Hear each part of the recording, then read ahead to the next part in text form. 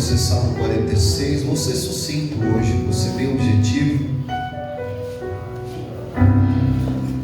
Que nós queremos participar da ceia do Senhor. Você que nos acompanha pela internet, abra sua Bíblia. Se você não tiver, acompanha aqui no telão conosco, Salmo 46. Eu vou fazer a leitura do texto. Salmos é um cântico, é um hino, e nós vamos ler. Hoje já foi falado sobre isso, então eu gostaria aqui de completar o que já foi se iniciado. O texto diz assim: Deus é o nosso refúgio e fortaleza, socorro, bem presente na angústia. Eu quero pedir para que os irmãos repitam só essa primeira parte. Deus é. 1, 2, 3. Deus é. Verso 2: Portanto não temeremos, ainda que a terra se mude, ainda que os montes se transportem para o meio dos mares, ainda que as águas rujam e se perturbem, ainda que os montes se abalem pela sua braveza. Eu não sei se na sua versão tem isso, mas aqui na tela tem, ó, Selá. Na sua versão tem isso? Se não tiver, tem aqui na tela, ó, em aspas, Selá. Verso 4: Há um rio cujas correntes alegram a cidade de Deus, o santuário das moradas do Altíssimo. Deus está no meio dela, não se abalará, Deus a ajudará. Já ao romper da manhã, os gentios se embravecerão, os reinos se moverão, e ele levantou a sua voz e a terra se derreteu. O Senhor dos exércitos está conosco, o Deus de Jacó é nosso refúgio. Ó, o segundo Selá, ó, Selá. Verso 8: Vinde, contemplai as obras do Senhor, que desolação tem feito na terra. Ele faz cessar as guerras até o fim da terra, quebra o arco e corta a lança. Para quem não tinha entendido, olha aqui, ó, viu? Ele quebra o arco e corta a lança, ele queima os carros no fogo. Aqui, irmão, isso aqui é para você. Aquietai-vos, aquietai-vos, e sabei que eu sou Deus. Serei exaltado entre os gentios e serei exaltado sobre a terra. O Senhor dos exércitos está conosco, o Deus de Jacó é o nosso refúgio. Quantos podem dizer glória a Deus por essa palavra? Por favor, se assente, vamos ouvir a palavra de Deus. Tiago, esse texto aqui é dividido em 3 partes. Quantas partes, irmãos? 3 partes. A primeira parte, ela vai do verso de número 1 ao verso de número 3. A segunda parte, Victor, vai do verso de número 4 ao verso de número 7. E a terceira parte, ela vai do verso de número 8 ao verso de número 11. Então vou fazer uma pergunta aqui aos irmãos. Este salmo está dividido em quantas partes? 3 partes. A primeira parte aqui vai falar acerca da presença de Deus, do verso de número 1 ao verso de número 3. Do verso de número 4 ao verso de número 7 vai falar a respeito da proteção de Deus. E o último verso, que é o verso de número 8 ao verso de número 11, vai falar do poder de Deus. Então são 3 P's aqui: presença, proteção e poder, ok? Vamos repetir todos juntos? 1, 2, 3. Presença, proteção e poder. De novo: presença, proteção e poder. Você nunca mais vai esquecer a respeito deste salmo. Este salmo, ele vai nos ensinar, irmão Noedson, que o nosso Deus, ele é o verdadeiro refúgio. Aleluia! O hino da harpa 581, ele foi redigido por Martinho Lutero. Está aí na harpa cristã. E esse hino se chama Castelo Forte. Esse hino, ele foi inspirado nesse texto aqui do Salmo 46. Martinho Lutero, quando leu esse texto do Salmo 46, ele escreveu um hino da reforma que se chama Castelo Forte. Por qual motivo? Que a primeira parte aqui do texto, do verso de número 1 ao verso de número 3, vem falar a respeito da presença de Deus, Gabriel. Porque o texto começa dizendo assim, ó: Deus é. E ponto final. Esse texto aqui ele vem falar do verso de número 1 ao verso de número 3 a respeito da presença de Deus. Deus é. E se nós formos acompanhar a sequência do texto, o escritor ele vai dar uma resposta para esse texto no verso de número 2. Por qual motivo? Porque ele vai dizer que a natureza ela vai entrar em desordem, a natureza ela vai entrar em colapso. Só que no verso de número 2, o texto vai dar uma resposta para a natureza que entrou em colapso e em desordem.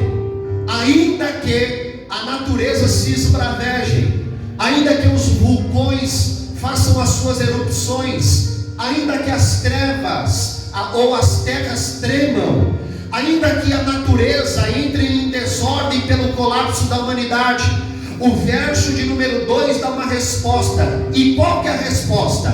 Eu não temerei. Ainda que a natureza se esbraveje, ainda que as coisas entrem em colapso, eu não temerei. Por qual motivo? Porque a presença de Deus está comigo todos os dias da minha vida. Quem entendeu até aqui pode glorificar o nome de Jesus. Diga assim: Deus é. A segunda parte, que é do verso de número 4 ao verso de número 7, vai falar da proteção de Deus. Se a primeira parte fala da presença, que Deus é, a segunda parte vai falar a respeito da proteção. Por qual motivo?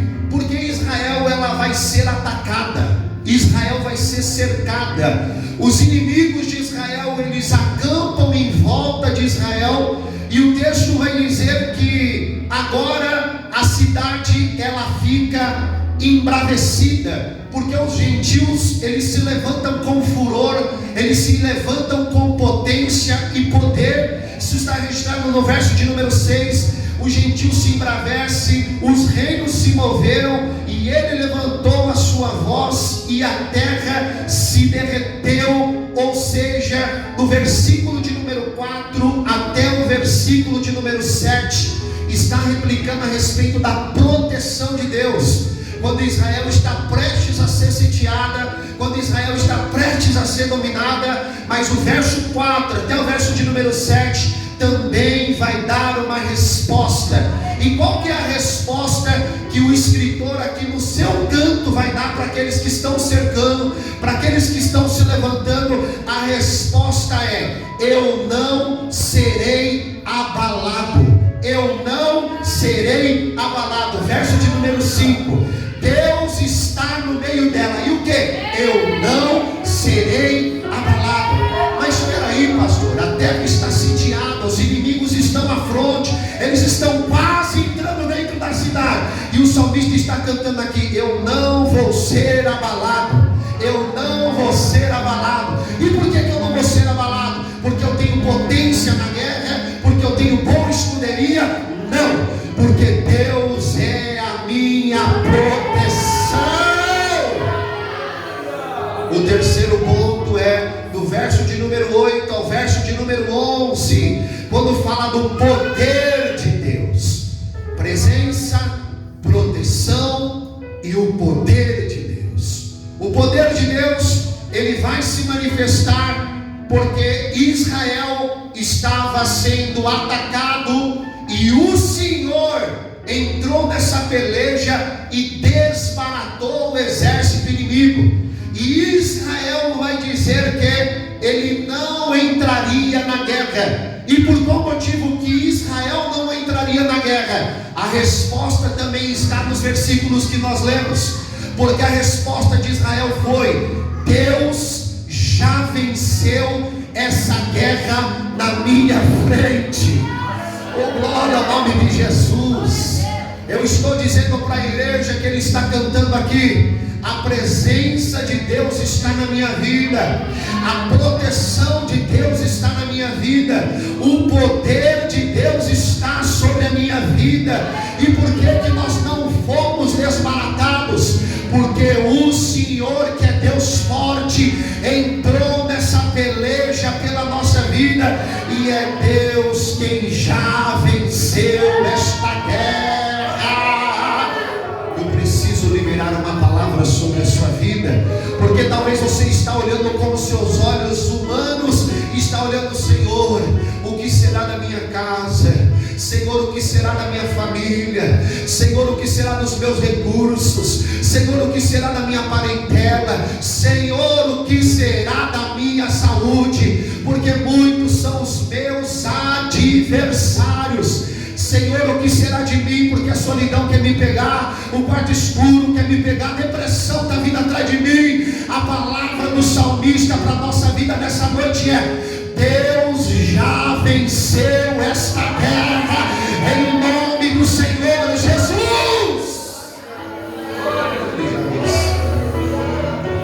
Ele já venceu.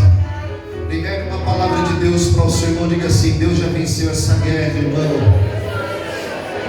Agora diga assim para ele: se aquete, irmão, se aquete, se aquete, se aquete. Se aquietar por quê, pastor? Porque Deus já venceu essa guerra. Lembra que eu disse para os irmãos, eu já vou caminhar para a gente finalizar. Lembra que eu já disse para os irmãos que aparecem 3 expressões aqui, a expressão selar. Essa expressão aqui é uma expressão hebraica, e essa expressão ela aparece quando vai ter um intervalo de uma estrofe para outra, Glória. Os irmãos vão perceber que aparece, na nossa versão aqui são versículos, porém o salmo não foi escrito assim, capítulos, versículos.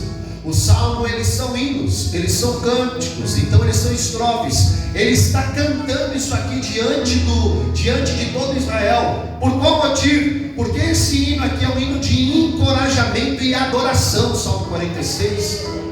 E o pastor Cristiano já nos falou aqui que Deus é, Deus está e Ele faz.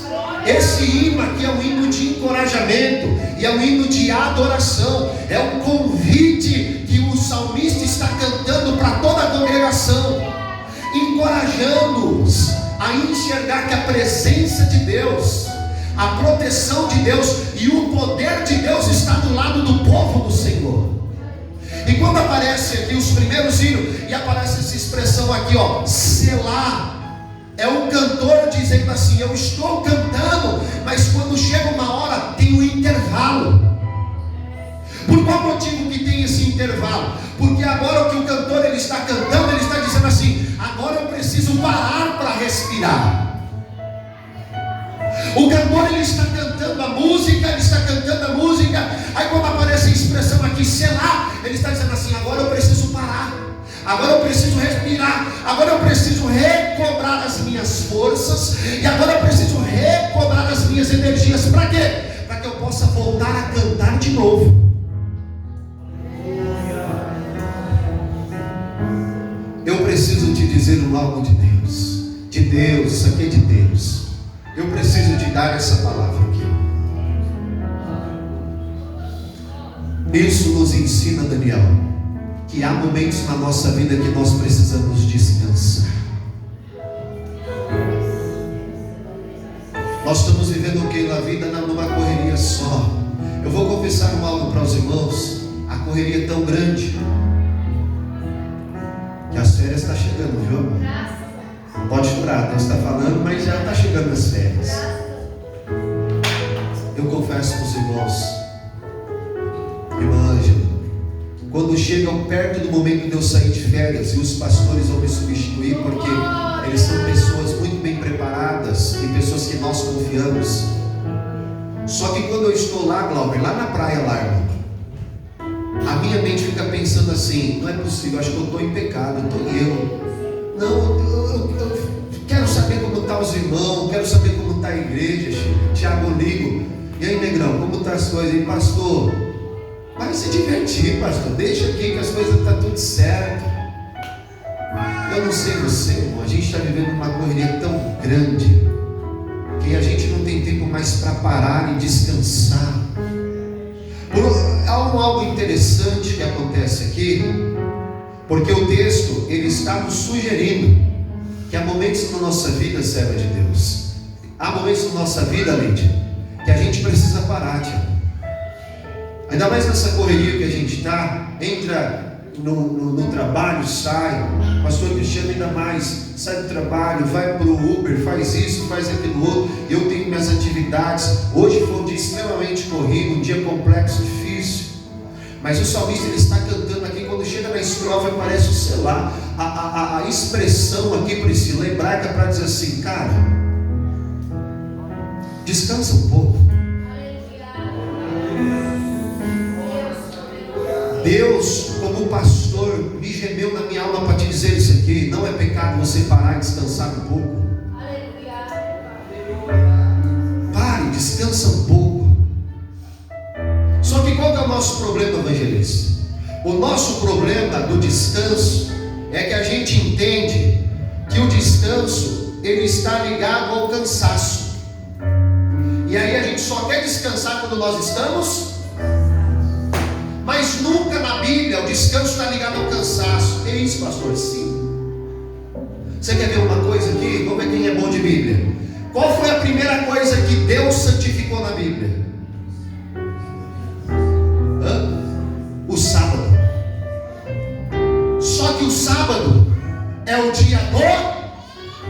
Vamos lá, irmão. O sábado é o dia do... O sábado é o dia do descanso. E quando Deus termina de criar todas as coisas, o Senhor olha para a primeira coisa para santificar, glória. Ele santifica o sábado, que era o dia do descanso. E a gente está achando que está tendo que descansar só quando está. Só que o cansaço não tem muito a ver com descanso. O descanso tem a ver com santificação. Quem pegou isso aqui? Por qual motivo? O problema também não é estar cansado não, irmão. Todo mundo se cansa. O problema é querer fazer as coisas, Débora, cansado. Aí dá complicação. Quem se lembra de Esaú aqui? Quem se lembra de Esaú? O problema de Esaú foi que ele saiu para o campo para caçar uma caça, e ele volta para casa e o texto diz assim: e Esaú estava cansado. E o problema foi que ele vai negociar o inegociável porque ele estava. Então nós precisamos entender o que é descanso. Mateus 11, 28 e 29, Jesus disse o quê? 20, todos os que estáis. E aí o Senhor disse assim: e eu vos aliviarei. Eu estou declarando que tem alívio sobre os seus ombros. Eu senti, irmã Ângela, ombros pesados aqui hoje. Eu senti, Priscila, a pessoa dizendo assim: eu estou só nessa luta, nessa tribulação, mas o Senhor pediu para mim te dizer isso. Hoje é noite de descanso para a sua alma, porque Jesus está aqui nessa casa para a glória de Deus. Quem quer trocar o fardo com Jesus aqui? O fardo dele é leve, Tiago, e o jugo dele é suave. Então, você pode perceber que a outra pausa lá no verso de número 7, no final tem outro selar. E no final do versículo de número 11, também tem outro sinal que nós devemos parar um pouco. Sabe o que o salmista está dizendo assim? Que a complicação é exatamente essa: que nós estamos aqui esperando que o nosso cansaço tenha a ver com o descanso. Só que o que o Senhor quer fazer a gente entender, irmão, eu preciso que você entenda isso, que o seu descanso tem a ver com uma próxima jornada da tua vida. Quem pegou isso aqui? Eu quero que você pegue isso aqui, pelo amor de Deus. Pelo amor de Deus. O seu descanso não tem a ver com cansaço. Shirley, o seu descanso tem a ver com uma próxima jornada da sua vida.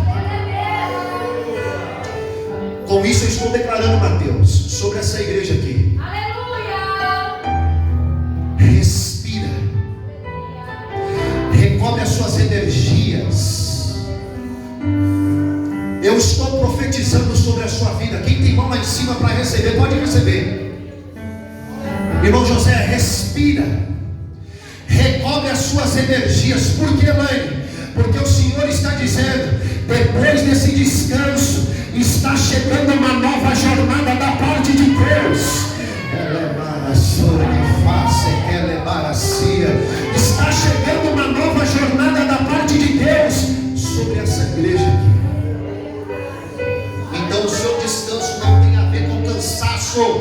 seu descanso tem a ver com respirar para a nova jornada. Quantos entenderam até aqui? Diga assim: presença, proteção e poder. Nós finalizamos aqui. O texto começa dizendo assim: Deus é. Diga assim: Deus é. E a nossa jornada com Deus, Vitão, nossa jornada com Deus, ela só vai começar quando nós vamos ter o entendimento de quem Deus é na nossa vida. E a diaconisa Elane já me intercedeu aqui, e ela já falou muito sobre isso. Ela enfatizou a respeito daquilo que nós devemos ter para o Senhor, o conhecimento de Deus. Irmão, porque assim, aqueles que conhecem ao Senhor, irmãos, eles não são iludidos e não são enganados. A Bíblia vai dizer assim, que o meu povo, ele perece por falta de conhecimento. E esse conhecimento aqui não é só um conhecimento teológico, porque você poderia se matricular numa faculdade, daqui 3, 4 anos sair, e está tudo resolvido e tudo bem. Mas eu conheço pessoas que têm formações teológicas, eu tenho, não sou contra ela, mas que não conhecem Deus na sua plenitude. E a caminhada, ela começa quando nós temos uma revelação de quem Deus é. De quem Deus é. E já foi perguntado isso daqui, eu repito: quem Deus é, igreja?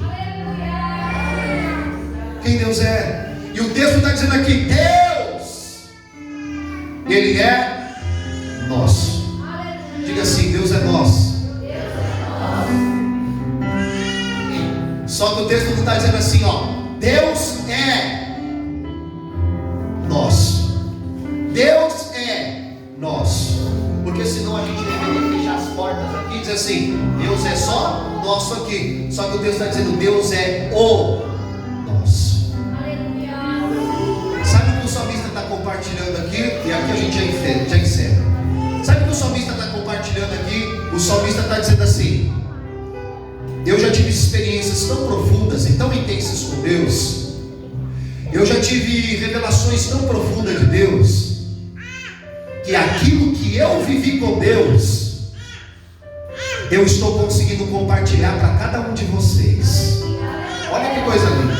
Deus é o nosso. E aí ele vai dar a classe: refúgio, fortaleza, socorro e bem presente na angústia. Só que antes ele está dizendo: Deus é o nosso. Ele está dizendo assim: eu tenho intimidade com Deus, eu tenho um relacionamento com Deus de uma maneira tão maravilhosa, que eu consigo compartilhar daquilo que eu já vivi com Deus, com a vida de cada um de vocês que estão me ouvindo. E aqueles que estavam ouvindo esse hino conseguiram entender quem Deus era na vida do salmista.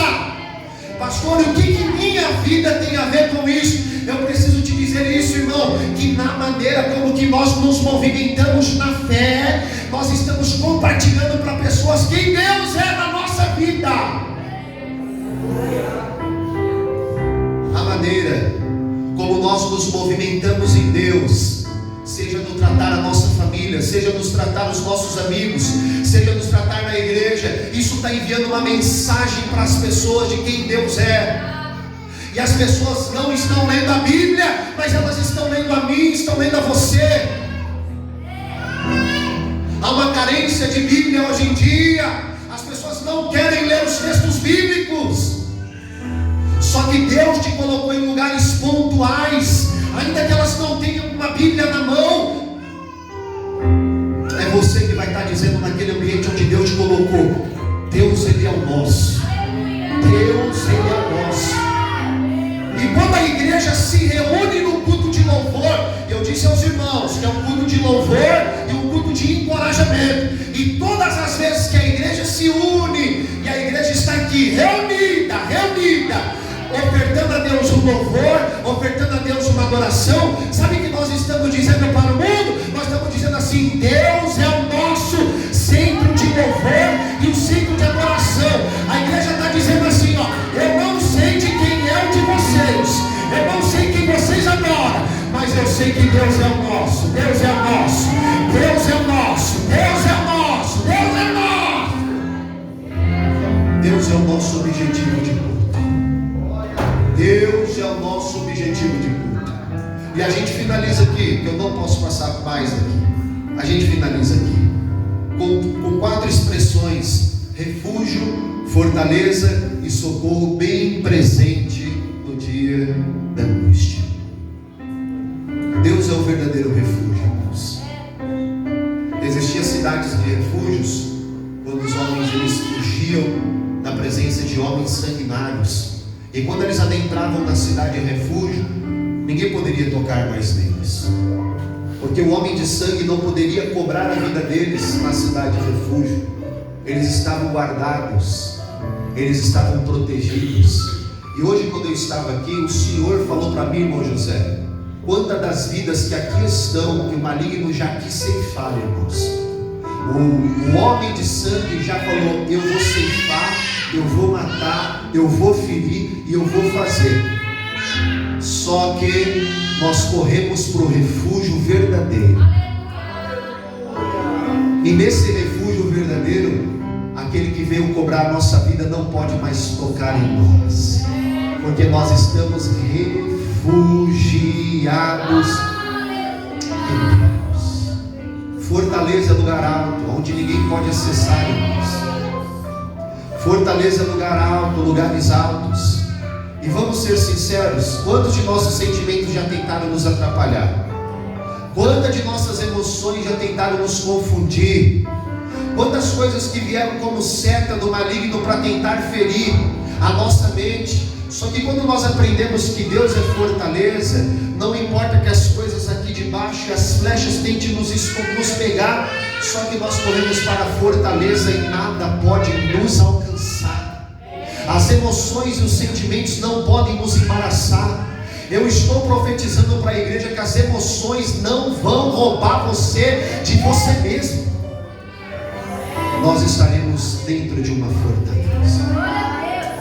Só que Ele é socorro bem presente. Diga assim: bem presente. No seu lugar, fique de pé, por favor, a gente finaliza.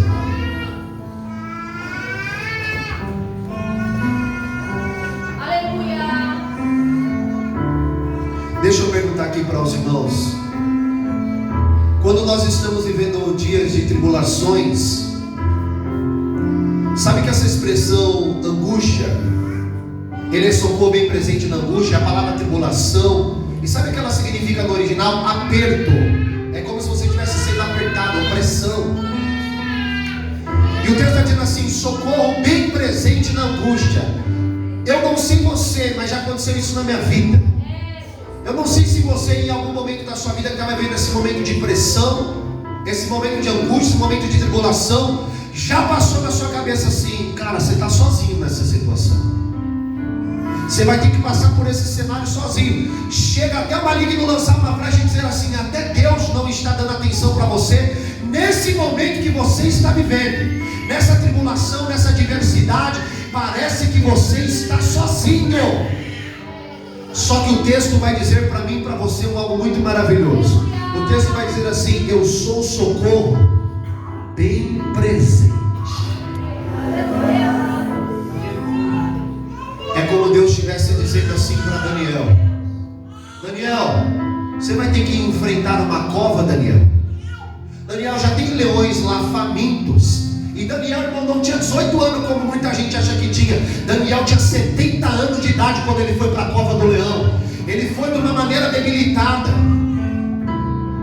E se porventura passou algum pensamento na cabeça de Daniel, achando que o Senhor não estaria ali, o socorro bem presente estava com Daniel, antes de Daniel entrar na cova dos leões. Não é que Deus estava na cova, Deus estava com Daniel. E quando a cova foi aberta, o Daniel já estava descendo com a presença de Deus. Então não importa a tribulação, a perda, a dificuldade, o Senhor está dizendo para mim e para você: eu estou bem presente nesse seu momento aí. Se a gente conversasse com Sadraque, Mesaque e Abednego dentro da fornalha, o Senhor é o quarto homem que esteve com eles dentro lá daquele local. Se nós conversássemos com os discípulos que esteve com o barquinho balançando para lá e para cá e disseram: agora nós vamos perecer, o grandão da Galileia apareceu e repreendeu o mar, repreendeu o vento, repreendeu a tempestade. Por qual motivo? Porque Deus está dizendo para alguém aqui: estou bem presente, Jorge. Eu estou bem presente nesse seu momento. E não deixe Satanás querer enganar e dominar o seu coração, achando que você está sozinho, achando que você não tem amigos, achando que você não tem uma igreja que intercede por você, achando que você vai enfrentar essa prova sozinho. O Senhor está dizendo: eu sou socorro bem presente no momento da sua angústia. Se tem alguém aqui que acredita nisso, eu quero te convidar a você levantar as suas mãos. Uma mão pode ser uma mão, e você vai fazer uma oração agora, e você vai declarar, porque o maligno quer que você pense que você está sozinho nesse cenário, que você não vai sair do outro lado, que você não vai conseguir passar por essa adversidade, por esse momento e por essa situação. Mas nós estamos aqui declarando, irmãos. Eu quero saber se nós estamos aqui utilizando a fé a qual o Senhor colocou na nossa vida, e nós queremos declarar isso e dizer assim: o Senhor estará comigo independente do cenário. Eu te convido você a dizer isso. Diga assim: o Senhor estará comigo. Diga assim: presença. Diga assim: proteção. Diga assim: poder. Diga assim: o Senhor, Ele é socorro. Diga assim bem forte, diga assim, ó, bem presente. Diga assim, ó, bem presente. Diga de novo, bem presente. Ore comigo em nome de Jesus. Senhor meu Deus e eterno Pai, nós estamos declarando aqui no mundo espiritual, porque eu sei, Jesus, que as provas são muitas, e as adversidades por vezes faz nos querer acreditar que em momentos de tribulações, em momentos de provas, nós estamos enfrentando as lutas sozinhos. Mas o apóstolo João vai dizer na ilha de Patmos para os irmãos que ele era companheiro deles em provações e adversidades. Senhor, eu peço em nome de Jesus que o Senhor ministre esse entendimento e este coração agora, para que cada um dos meus irmãos compreenda e entenda que eles não estão sozinhos nos momentos das lutas. O Senhor é refúgio, Pai. O Senhor é fortaleza. O Senhor é um socorro que é bem presente. O Senhor não está longe. E o que eu peço, meu Pai querido, agora comece a sondar esse coração, Jesus. Comece a encher esse coração da Tua presença. Comece a encher essa vida, meu Pai querido, Senhor, da Tua graça, para que os Teus filhos, meu Pai, saibam que o Senhor está presente. Comece a sentir a presença de Deus aí contigo, a te ajudar, a te fortalecer. Você que entrou aqui fraco, você que entrou aqui cabisbaixo, vai recebendo um renovo espiritual da parte de Deus, porque num coro junto com a igreja nós estamos declarando e dizendo: Deus é o nosso, Deus é o nosso refúgio, Deus é a nossa fortaleza, Deus é o nosso socorro bem presente no dia da angústia. Vai fortalecendo esta vida, vai edificando esta casa, vai liderando esta família, Senhor, tirando todo o pensamento das trevas. Nós adentrando esse mundo espiritual aqui agora, meu Pai, para que todos os pesos na mente, nos ombros, no coração sejam lançados no abismo e sejam lançados por terra, que cada um dos teus filhos possam sentir e entender que o Senhor é um Deus bem presente e socorre o aflito e o necessitado no dia da sua angústia. Nós queremos te glorificar, Pai. Muito obrigado, Senhor. Você que está na internet, receba essa palavra, receba o refúgio de Deus, receba a fortaleza de Deus, receba o socorro de Deus bem presente no dia da sua angústia. E a igreja que recebe essa palavra, aplaude.